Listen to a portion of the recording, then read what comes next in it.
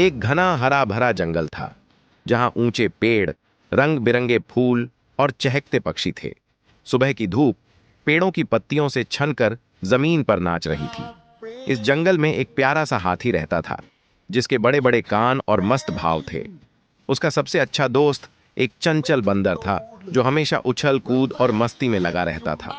एक दिन सुबह सुबह बंदर पेड़ की डाली से झूलता हुआ हाथी के पास आया और बोला, ऐ हाथी भाई, आज क्या करें, कहीं घूमने चलें? हाथी मुस्कुराया और बोला, हाँ चलो, पर पहले तुम मेरी पीठ पर बैठो, मैं तुम्हें जंगल की सैर कराता हूं। बंदर खुशी से हाथी की पीठ पर कूद गया और दोनों जंगल की सैर पर निकल पड़े। रास्ते में उन्हें एक फलों से लदा पेड़ दिखा। बंदर तेजी से पेड़ पर चढ़ गया और दोनों के लिए रसीले फल तोड़ लाया। हाथी ने अपनी सूंड से फल उठाया और दोनों ने मिलकर उन्हें खाया। आगे बढ़ने पर उन्हें एक नदी मिली। हाथी ने अपनी सूंड में पानी भरकर बंदर पर छिड़कना शुरू कर दिया। बंदर हंसते हुए पानी के छींटों को पकड़ने की कोशिश करने लगा। दोनों की हंसी और खुशी से पूरा जंगल गूंज उठा। थोड़ी देर बाद बंदर को एक ऊंची डाली पर एक चमकदार फल दिखा। वह उसे पकड़ने की कोशिश करने लगा, पर उसकी पहुंच से वह डाली बहुत ऊंची थी। हाथी ने देखा तो वह बंदर के पास गया और अपनी सूंड से उसे ऊपर उठाकर डाली तक पहुंचा दिया।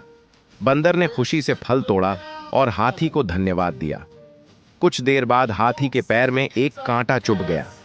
बंदर ने तुरंत उसकी मदद की और कांटा निकाल दिया।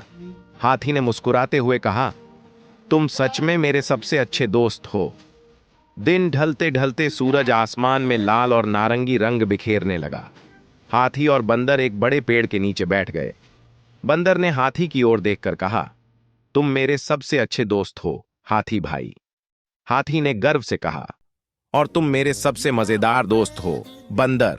दोनों ने एक दूसरे को गले लगा लिया और सूरज ढलने का नजारा देखने लगे। जंगल में शांति छा गई और दोस्ती का यह पल हमेशा के लिए उनके दिलों में बस गया।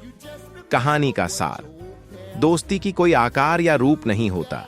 ये प्यार, विश्वास और एक दूसरे के साथ खड़े रहने से बनती है। समापन, रात हो गई और आसमान में तारे चमकने लगे। हाथी और बंदर पेड़ के नीचे साथ साथ सो गए।